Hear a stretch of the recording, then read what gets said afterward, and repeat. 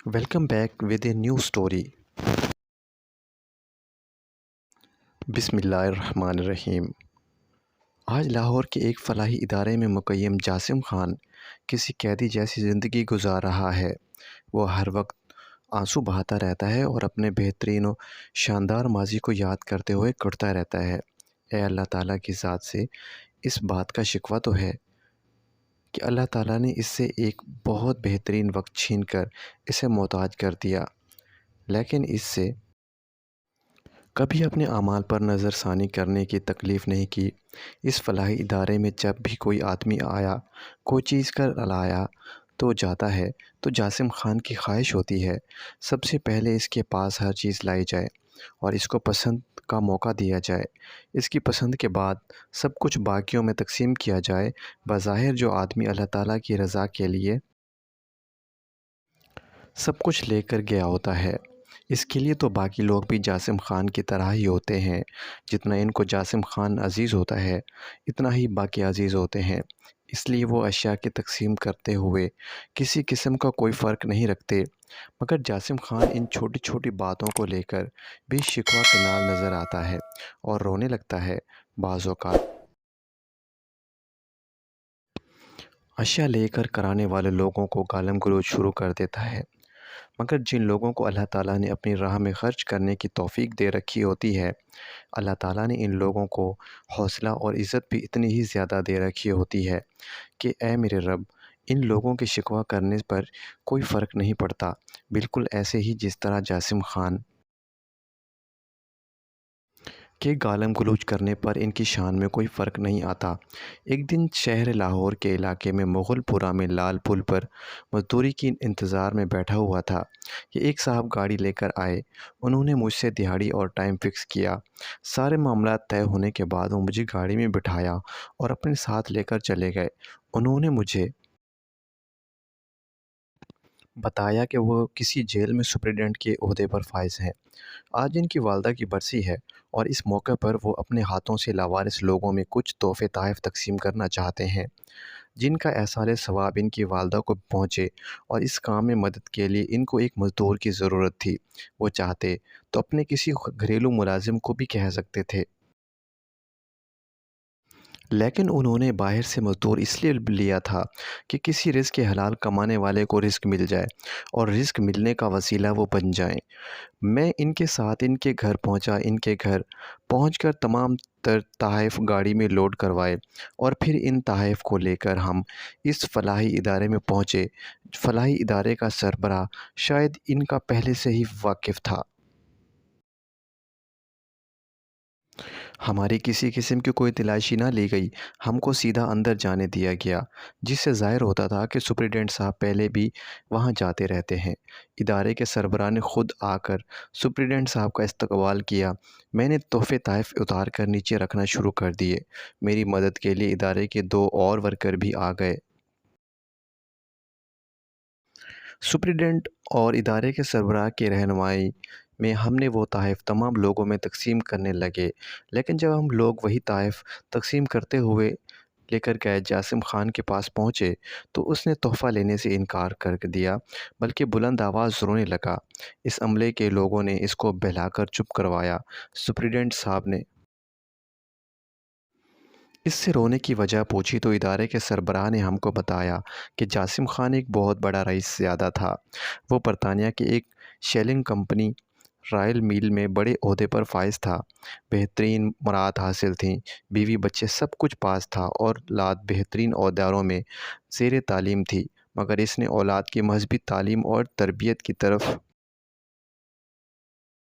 कोई तवज्जो ना दी थी। यहाँ तक कि इसकी वालदा औलाद मज़हब से मुकम्मल तौर पर नाबल्द हो थी। इसकी ये गलती इसकी सज़ा बन गई, लेकिन इसकी सज़ा की वजह से ये गलत नहीं थी, बल्कि जासिम ख़ान की इससे बड़ी सज़ा गलती ये थी कि इसके पास दुनिया जहाँ की दौलत थी, हर किस्म का सुकून और अय्याशी हासिल थी, पर इस दुनिया और जहाँ का कोई प्रेशर नहीं था। लेकिन इसके बावजूद इसने कभी अपने वालिदैन पर तौबा ना दी। اس کی والدہ گلیوں میں بھیک مانگتے ہوئے مری، جبکہ اس کے والد صاحب کو کوئی ہمارے پاس چھوڑ گیا تھا اور وہ یہاں سے اپنے اکلوتے بیٹے کا انتظار کرتے کرتے مر گئے۔ لیکن ان کی موت پر بھی ان کا بیٹا نہ آیا، بلکہ ہم لوگ جا کر ہی ان سے رابطہ نہ کر سکے۔ وہ کہتے ہیں نا کہ وقت کا کام ہوتا ہے گزرنا، اور وقت اپنی رفتار سے گزر رہتا ہے۔ وقت اپنے طریقے سے گزرتا گیا اور جاسم خان کے پاس اس کی ملازمت نہ رہی۔ وہ ضعیف ہو گیا، اس کی مراد ختم ہو گئی، اولاد اپنے اپنے گھروں میں بس گئی اور وہ اپنی اولاد کے لیے ایک بوجھ بن گیا۔ تو اولاد اس کو اولڈ ہوم چھوڑ آئی، مگر وہاں اولڈ ہوم میں اسے ایک لمحے کو بھی سکون نہ تھا۔ اس نے ہمیں اپنی اولاد کی منت سماجت کی کہ اگر کوئی اس کو اولڈ ہوم میں چھوڑنا ہے یا کسی فلاحی ادارے میں ہی چھوڑنا ہے تو کسی نہ کسی طرح سے پاکستان بھیجا جائے اور پاکستان کے کسی فلاحی ادارے میں چھوڑ دیا جائے۔ اس کی اولاد نے اس کی یہ خواہش پوری نہ کی، البتہ اس کے کسی دوست کے بیٹے نے اس کی یہ خواہش پوری کر دی اور اس کے کاغذات تیار کروائے، اس کے ویزے کا انتظام کیا اور اس کو پاکستان بھجوا دیا گیا۔ نہ صرف پاکستان پہنچا دیا بلکہ اس کو میرے حوالے کر دیا گیا۔ ہمارے ہاں جو بھی آدمی لایا جاتا ہے، اس کو چھوڑنے والے کا ایڈریس اور جہاں کا یہ آدمی ہوتا ہے وہاں کا ایڈریس لازم حاصل کیا جاتا ہے۔ اگر کسی کا کوئی اتا پتہ نہ ہو تو ہم مسلسل اس کوشش میں لگے رہتے ہیں کہ کسی نہ کسی طرح اس کے ورثہ کو ڈھونڈ لیں۔ زیادہ تر ہم اپنی کوشش میں کامیاب ہو جاتے ہیں، لیکن کبھی نہ کبھی ناکام بھی ہو جاتے ہیں۔ جیسے ہی جاسم خان کو ہمارے پاس لایا گیا اور اس کا پاکستانی ایڈریس ہم کو بتایا گیا تو ہم نے فوراً پہچان لیا کہ یہ وہی قاسم خان ہے جس کے والدین جہاں مر گئے، لیکن یہ اپنے والدین کے جنازے تک بھی نہ آیا۔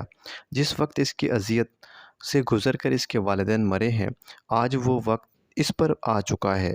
اس کی خواہش کے مطابق ہم نے کئی بار اس کی اولاد سے اس کی بات کروانے کی کوشش کی، لیکن اس کی اولاد میں سے کوئی بھی اس سے بات کرنے کو تیار نہ تھا۔ یہ زیادہ تر وقت روتا رہتا ہے اور ضد کرتا رہتا ہے۔